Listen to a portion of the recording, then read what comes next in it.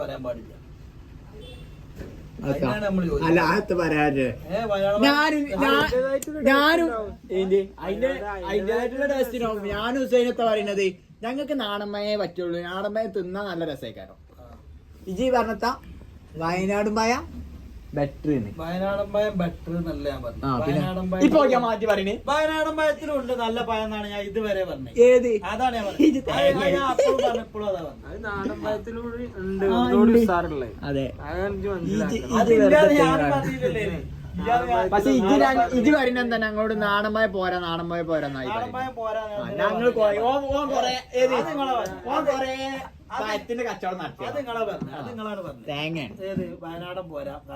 വയനാട് പോരാ നിങ്ങൾ പറഞ്ഞിനി ഇല്ലേ പറഞ്ഞിന് തിന്നാൻ പറ്റൂല. തിന്നാൻ നാടൻമായ തിന്നാൻ രസം. ഞങ്ങളെ